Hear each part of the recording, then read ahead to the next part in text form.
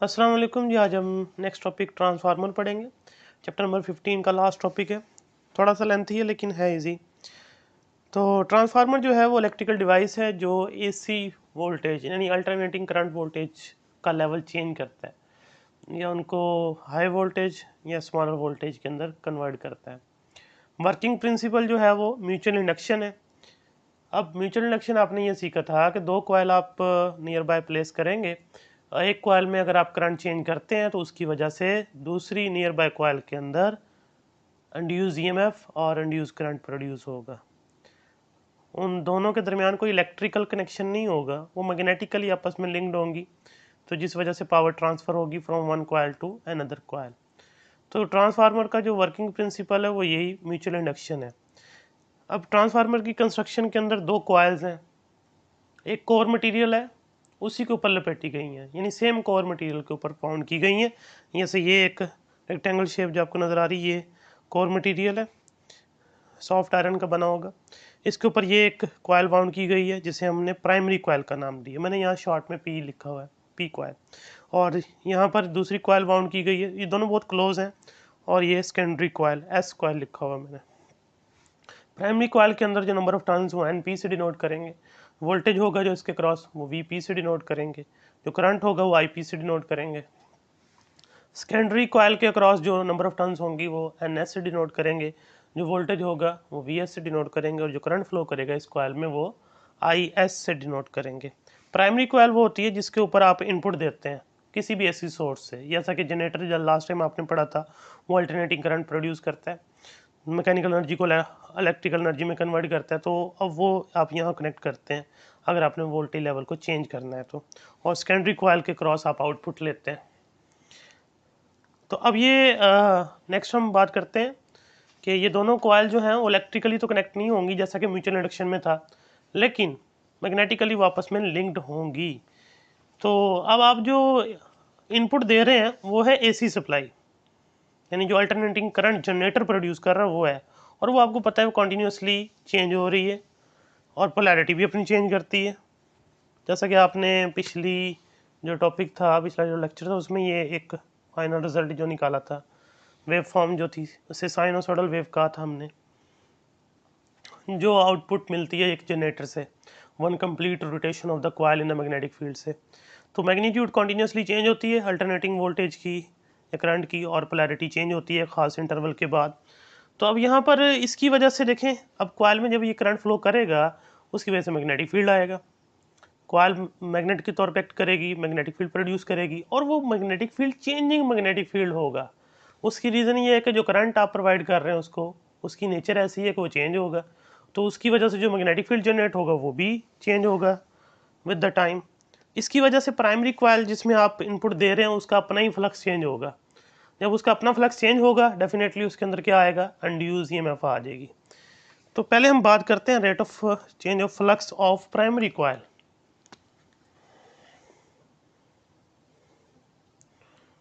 Rate of change of flux in primary coil, तो वो हम लिख लेते हैं delta phi over delta T.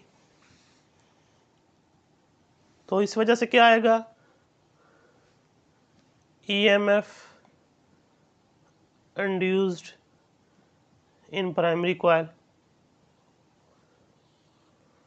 अब प्राइमरी कॉइल के अंदर इंड्यूस ईएमएफ आ जाएगी इसकी वजह से, according to Faraday law of electromagnetic induction. और आपको पता है जो इंड्यूस ईएमएफ आती है वो अप्लाइड वोल्टेज के ऑपोजिट होती है। तो यहाँ पर अब जो कॉइल की रेजिस्टेंस है वो ऑलमोस्ट हम ज़ीरो लेंगे।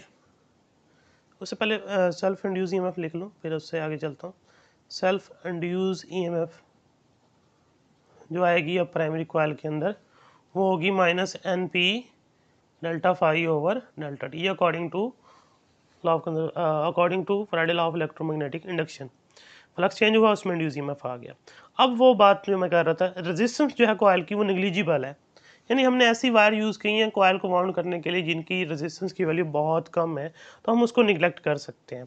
तो जो अप्लाइड वोल्टेज होगा, देखें अप्लाइड वोल्टेज को दो अपोजिशन का सामना होता है, एक इंड्यूस ईएमएफ आ गई जो इसके अंदर, और दूसरा उस कॉइल की रेजिस्टेंस, उसके क्रॉस भी एनर्जी ड्रॉप होती है आईआर की शक्ल में। अब ये वाला फैक्टर तो है ही नहीं, क्योंकि हम कह रहे हैं कि उसकी रेजिस्टेंस जो है वो ऑलमोस्ट क्या है, 0 है। तो बाकी क्या रह गया, ईएमएफ रहेगी। तो इसका मतलब है अप्लाइड वोल्टेज बिल्कुल किसके बराबर है, इस इंड्यूस ईएमएफ के बराबर है। तो अब हम अप्लाइड वोल्टेज की बात करते हैं। तो वीपी जो होगा वो उसकी वैल्यू लिखते हैं, यानी वोल्टेज क्रॉस प्राइमरी। तो VP is equal to minus और साथ क्या आ जाएगा, सेल्फ इंड्यूस ईएमएफ। तो वीपी क्या आ गया, देखिए माइनस अंदर, फिर वो माइनस के साथ एनपी और साथ में delta phi over delta T, ये क्या बन जाएगा, NP delta phi over delta T. तो ये वोल्टेज अक्रॉस प्राइमरी कॉइल।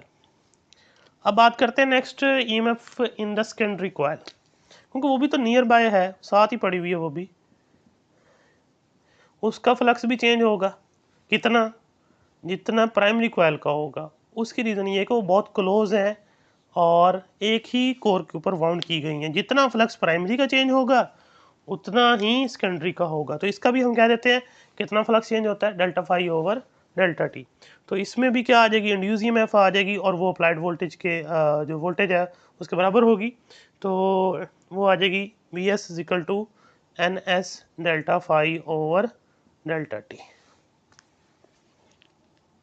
तो सेकेंडरी जो कॉइल होगी वो उसमें जो इंड्यूस ईएमएफ आएगी वो वी एस लिखेंगे, और वो बराबर होगी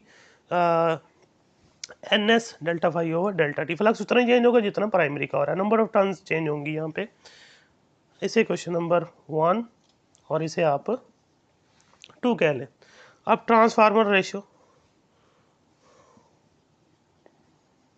ट्रांसफॉर्मेशन रेशियो जो है वो कैलकुलेट करते हैं।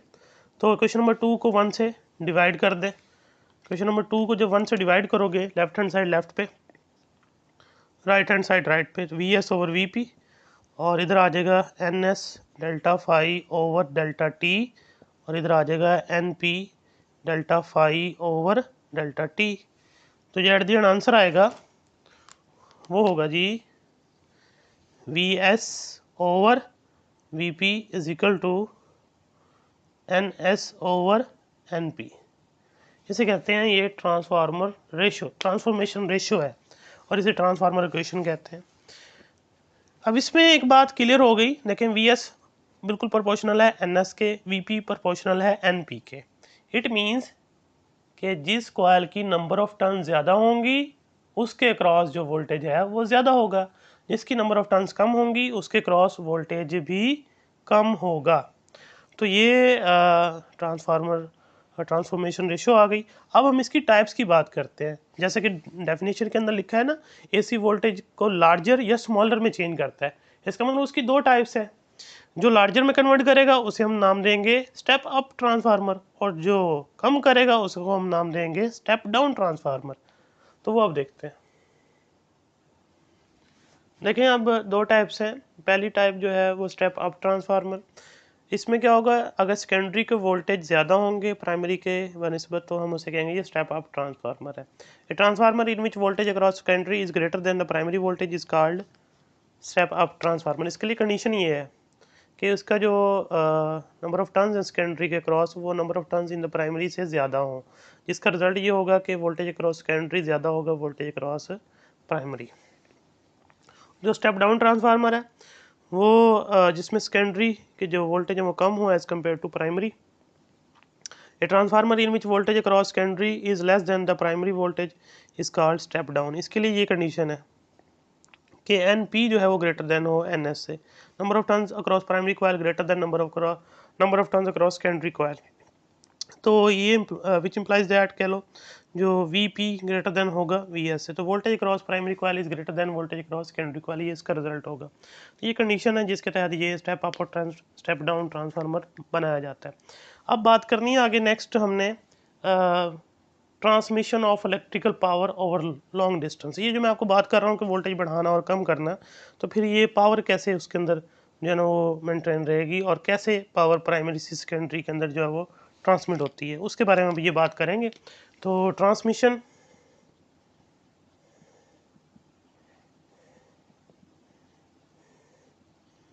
of electric power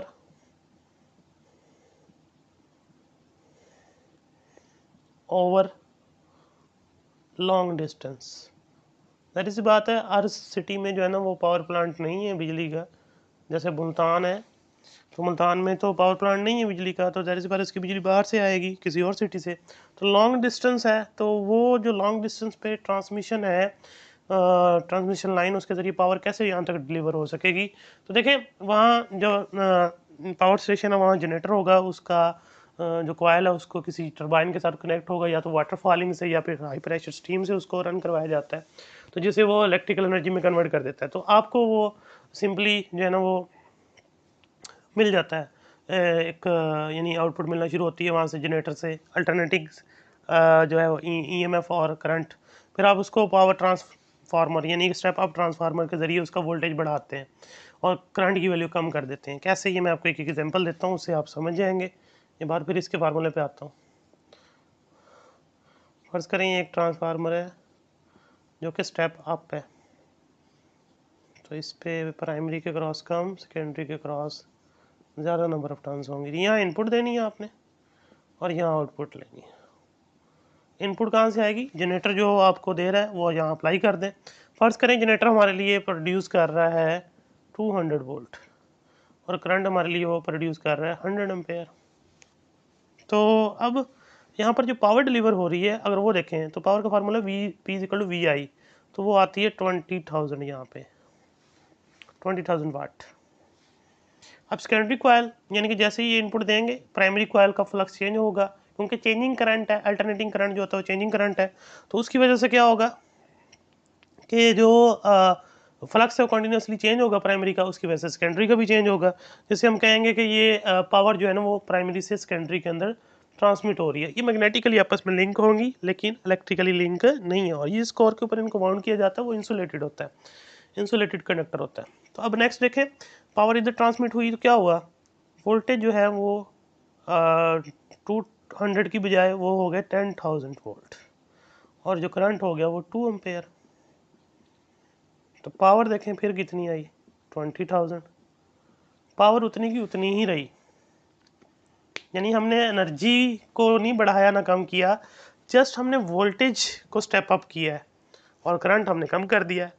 अब वोल्टेज क्या चीज़ था, अगर आप थोड़ा रिमाइंड करें, चैप्टर नंबर 13 में जाएं या 12 में चले जाएं, energy per unit charge supply by the source, यानी पर यूनिट चार्ज के पास जो एनर्जी होगी जो सर्किट में डिलीवर कर रहा है उसे हम वोल्टेज यानी पोटेंशियल डिफरेंस कहते हैं, वोल्टेज कहते हैं, उसका यूनिट होता है।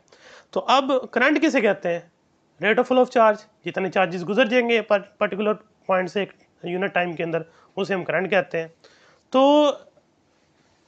अब यहाँ पर करंट कम करने से क्या होगा, देखें ये पावर ट्रांसफार्मर लगाया गया उधर पावर स्टेशन के अंदर, उसने स्टेप अप कर दिया।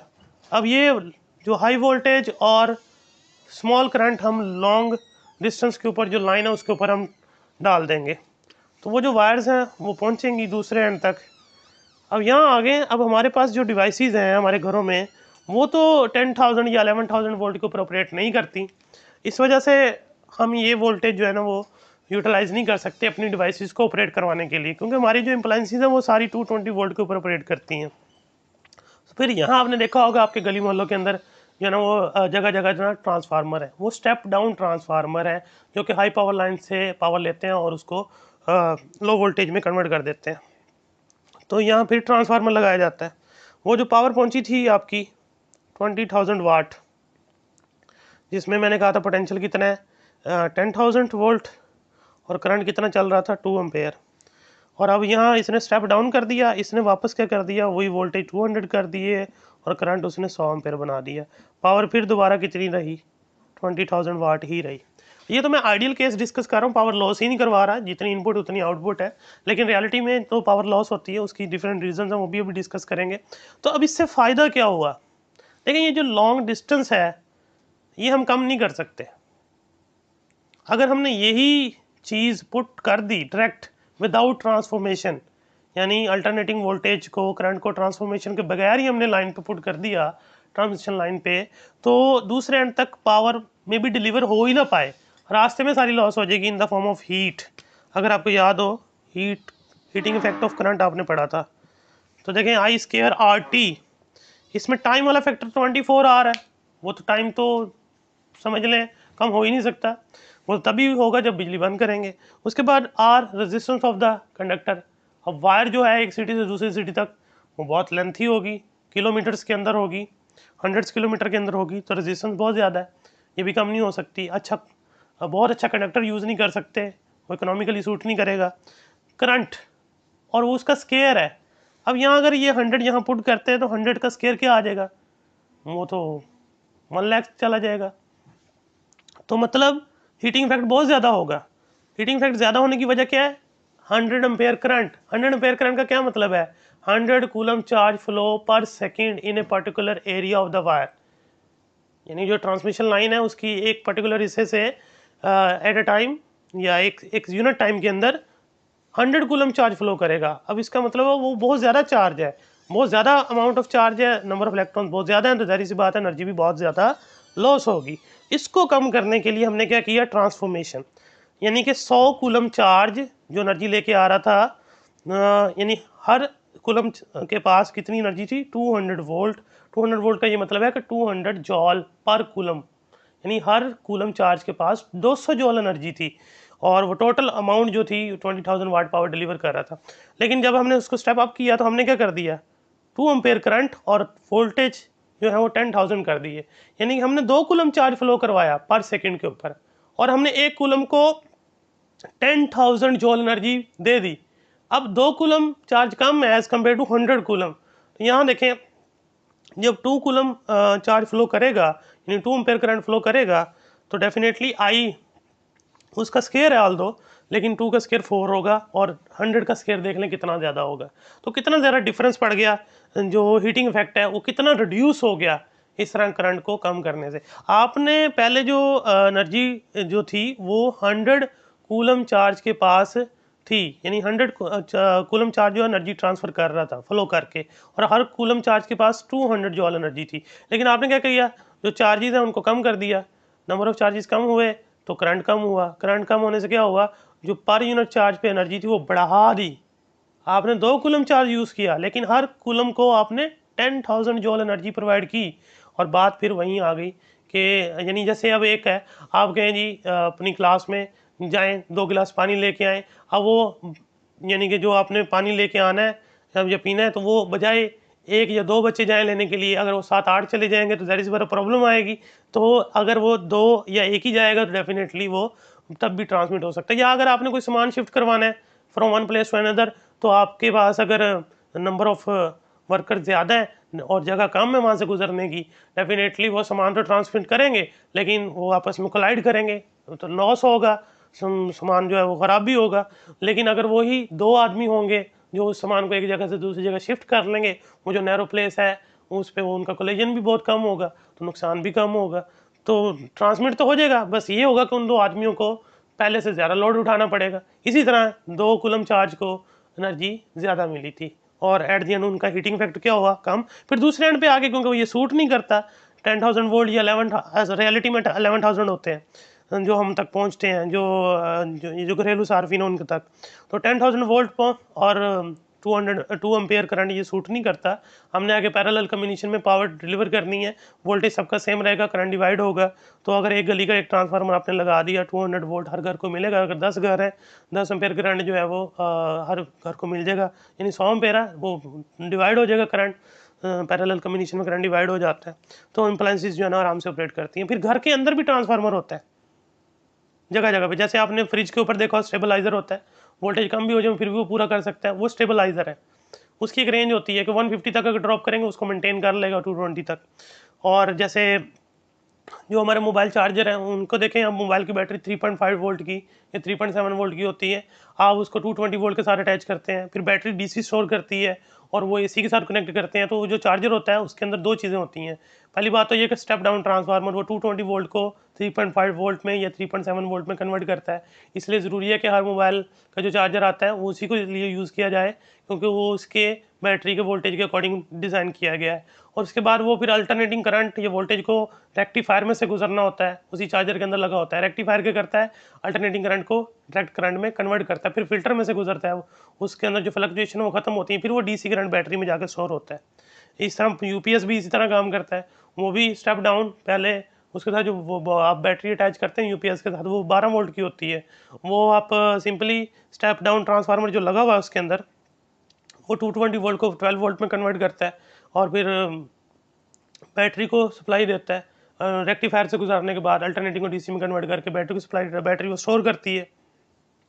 उसके बाद कभी पावर इंटरप्ट करती है तो यूपीएस आपको पावर सप्लाई देने लग जाता है फ्रॉम बैटरी से।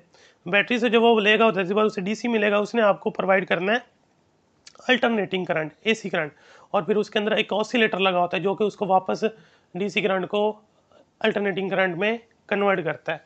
तो इस तरह से पावर लॉस जो है वो मैनेज किया जाता है ओवर लॉन्ग डिस्टेंस। तो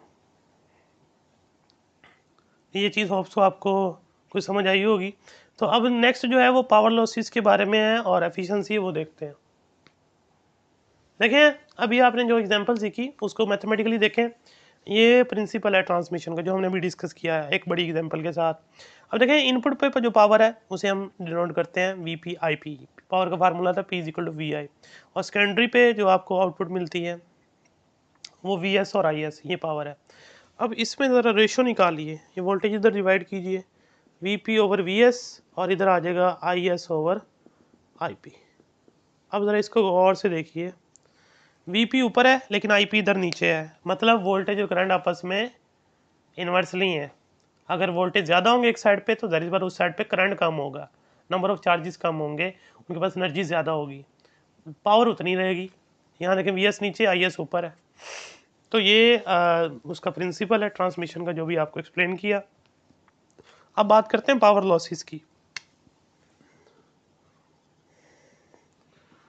पावर जो लॉस होती है ट्रांसफार्मर के अंदर, यानी इनपुट जो है वो ज़्यादा होती है, आउटपुट में थोड़ी कम मिलती है।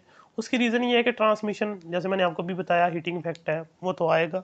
इसके अलावा कुछ ट्रांसफार्मर के अंदर ऐसी फिनोमिनाज हैं जिनकी वजह से जो है ना करंट, जो पावर है हमारी वो लॉस होती है। उसमें पहला फैक्टर जो है वो एडी करंट।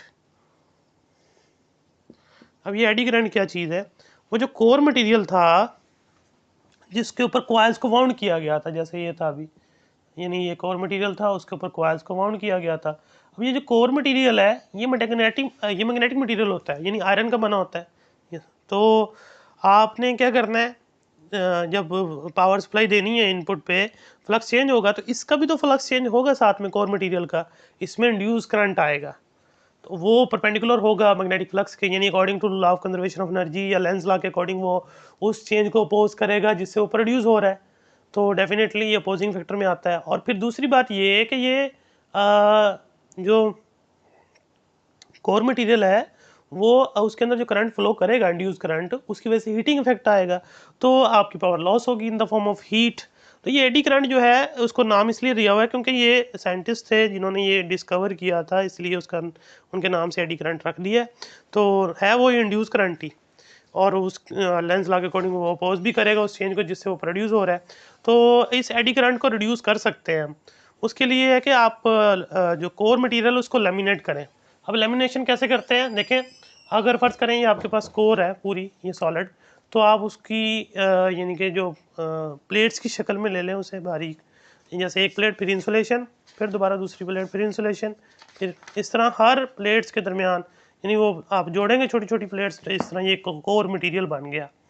अब ये दिखने में सॉलिड आ गया लेकिन इसके अंदर क्या है, आपने इंसुलेशन की हुई है, लेमिनेशन कर दी उसकी। ये लेमिनेशन करने से क्या हुआ, वो जो करंट है वो इतना ज़्यादा प्रोड्यूस नहीं हो सकेगा। अगर ऐसे सीधे रख देंगे फिर तो पर करंट बहुत ज़्यादा होगा, लेकिन अगर जैसे एक कवर फिर आगे इंसुलेशन, फिर कवर फिर इंसुलेशन, फिर कवर फिर इंसुलेशन, इस तरह से अगर लेमिनेशन कर देंगे तो फिर जो करंट है उसकी अमाउंट रिड्यूस हो जाएगी और जो हीटिंग फैक्टर है वो भी कम हो जाएगा। दूसरा जो इसमें पावर लॉस होती है वो है हाइस्टेरिस लॉस। मैंने अभी बोला कि ये जो मटेरियल है, कोर मटेरियल, ये मैग्नेटिक मटेरियल है, यानी जब आप कॉइल में इनपुट देंगे उसकी मैग्नेटिक फील्ड की वजह से ये मैग्नेट बनेगा, और फिर जो वो करंट कम होगा, कॉइल का मैग्नेटिक फील्ड कम होगा तो ये भी डीमैग्नेटाइज होगा। यानी इसने बार बार क्या होना है, मैग्नेटाइज और डीमैग्नेटाइज, क्योंकि जो करंट आ रहा है वो कंटिन्यूसली चेंज हो रहा है, उसकी वजह से जो मैग्नेटिक फील्ड है वो भी चेंज हो रही है। इसकी वजह से ये जो कोर मटेरियल है वो बार बार मैग्नेटाइज, डीमैग्नेटाइज, फिर मैग्नेटाइज, डीमैग्नेटाइज। तो हर साइकिल में से कुछ पोर्शन, एसी साइकिल में से जो इनपुट पे आप दे रहे हैं, वो इस कोर मटेरियल को मैग्नेटाइज करने और डीमैग्नेटाइज करने के लिए लॉस हो जाता है।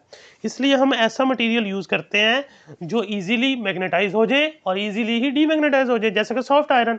तो उसका हाइस्टेरिस लॉस कम होता है। ये जो लॉस हुआ है during the magnetizing and demagnetizing the core material, उसे हाइस्टेरिस लॉस कहते हैं।